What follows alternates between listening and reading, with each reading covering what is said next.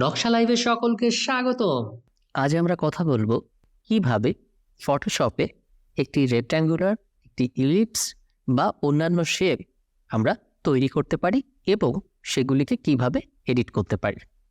তাহলে চলুন শুরু করা যাক। প্রথমেই আমরা আমাদের টুলবারের নিচের দিকে যে আইকনটি আছে দেখুন, রেক্ট্যাঙ্গেল টুল।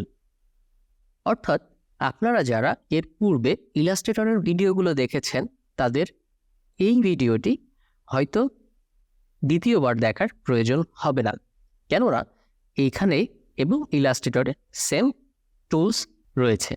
কেননা ইলাস্ট্রেটর এবং ফটোশপে এই টুলসগুলি সেম। তাহলে চলুন কিভাবে অ্যাপ্লাই করতে হয় তার আগে জেনে নিই যে রেক্ট্যাঙ্গেল টুলটি আমাদের কিবোর্ড থেকে ইউ প্রেস করলে অটোমেটিক সিলেক্ট হয়ে যাবে। তো আমি এখানে মাউসের বাম বাটন ক্লিক করে এটিকে সিলেক্ট করে নিচ্ছি এবং এখানে এই শেপগুলোর মধ্যে ঠিক যে যে শেপগুলি রয়েছে একটু খেয়াল করে দেখুন। রেক্ট্যাঙ্গেল টুল, ইলিপস টুল, ট্রায়াঙ্গেল টুল, পলিগন টুল, লাইন টুল এবং কাস্টম শেপ টুল। ওকে, আমরা এগুলি নিয়ে কাজ করতে পারি। তো কখনো যদি আমার মনে হয় যে আমার এই রেক্ট্যাঙ্গেল টুলটি লাগবে, তো আমি ক্লিক করব এর উপরে। ক্লিক করার পরে আমি সাধারণত ফ্রিভাবে যতটুকু আমার প্রয়োজন আমি সেখান থেকে ততটুকু নিয়ে নিব। দেখুন, আমি এখানে আমার এই রেক্ট্যাঙ্গেলের এতটুকু ফ্রিভাবে নিয়েছি। এবার যারা ইলাস্ট্রেটরের ভিডিওগুলো দেখেননি তাদের জন্য আমি আরও একবার বলে দিই যে এইবার আমি যেটা করলাম যে আমি ফ্রিভাবে কতটুকু জায়গা ফিল আপ করলাম। যদি আমি এখান থেকে আবার ক্লিক করি, ক্লিক করে আমি যদি শিফট চেপে ধরি তাহলে কি হবে দেখ, আমি প্রথমে যে বিন্দুতে ক্লিক করেছি সেটি স্টিল থাকবে, বাকি তিনটা এরিয়া বা তিনটা কর্নার এটি বাড়বে বা কমবে। আমি যদি অপোজিট দিকে যাই তবুও সেম। অর্থাৎ শিফট যদি আপনি প্রেস করেন তাহলে কি হবে, চারপাশে সমানভাবে বড় হবে, কিন্তু এর যে সেন্টারটা হবে যেখানে আপনি ক্লিক করবেন সেটাই হবে এর সেন্টার। ওকে, আমি এখানে রাখছি। ওকে, সেকেন্ডটা, আপনি যদি কিবোর্ড থেকে শিফট আর অল্ট বা অল্টার বাটনটি প্রেস করে ধরে রাখেন এবং এখানে ক্লিক করে আপনি যদি টান দেন তাহলে কি হবে, আপনি যেখানে ক্লিক করেছিলেন সেটা সেন্টার হবে এবং তার চারপাশে সমানভাবে বড় এবং ছোট হতে থাকবে। অর্থাৎ শুধুমাত্র শিফট এবং শিফট আর অল্টারের মধ্যে পার্থক্য হলো যে যখন আপনি শুধুমাত্র শিফট প্রেস করবেন তখন কি হবে, তখন যেখানে ক্লিক করবেন সেটিকেই সেন্টার মনে করবে। আচ্ছা, সেন্টার তো মনে করলো, কিন্তু সেটি মাঝখানে থাকবে না শেপের। কিন্তু আপনি যদি শিফট আর অল্ট প্রেস করেন তাহলে কি হবে, ঠিক সেটাকে মিডিল ধরে চারপাশ থেকে বড় এবং ছোট হবে। প্রত্যেকটা শেপের ক্ষেত্রে এটা সেম।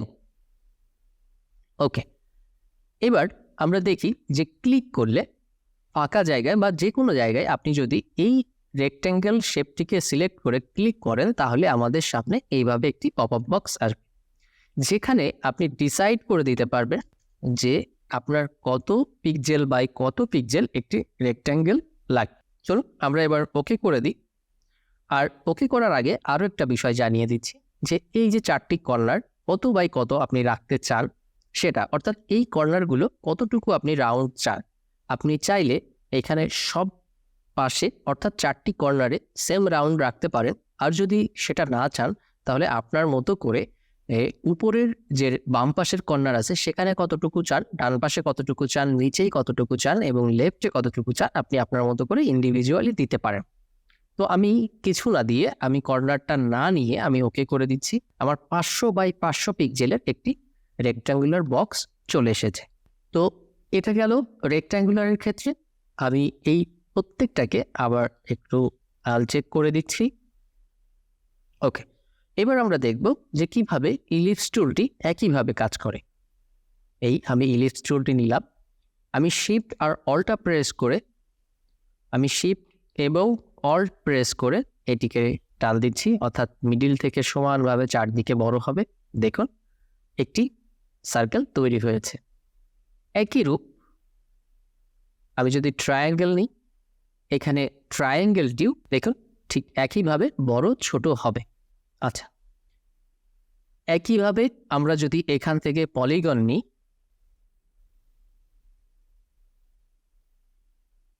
আমরা যদি স্বাধীনভাবে টান দিই তাহলে আপনার ইচ্ছা মতো আপনি এভাবে যতটুকু প্রয়োজন নিতে পারেন। কিন্তু আপনি যদি শিফট বা অল্ট দুইটাকে প্রেস করেন তাহলে চারপাশে সমান রেশিওতে এটি বড় হবে। এবং লাস্ট আমরা আরেকটু দেখি লাইন টুল। এই যে একটি লাইন টুল রয়ে গেছে। ওকে, আচ্ছা, তো এই যে শেপগুলো, এই শেপগুলি আমরা কিভাবে এডিট করতে পারি সেই বিষয়বস্তুগুলোকে আমরা দেখব। যে এই যে টুলগুলি দেখুন, এর কালার চেঞ্জ করতে গেলে আমার ডান পাশে এখানে ফিল কালার আছে, যেখানে আমি ক্লিক করব। ক্লিক করে আমার ডান পাশের এই অপশনটিকে আমি ক্লিক করব কালার পিকারে, এবং এখান থেকে আমি এটিকে এডিট করতে পারবো।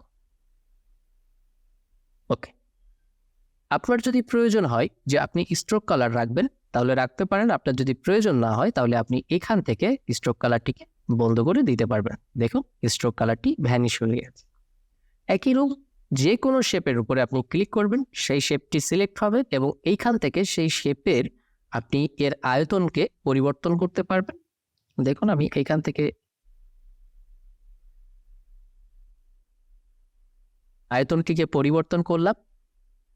তো এইভাবে হাইট এবং উইথটাকে আপনারা পরিবর্তন করতে পারবেন এখান থেকে, এবং এখান থেকে আপনি আপনার পছন্দের কালারটি দিয়ে নিতে পারবেন। ওকে, আপনি চাইলে আপনি স্ট্রোকটা রাখতে পারবেন অথবা স্ট্রোককে বন্ধ করতে পারবেন।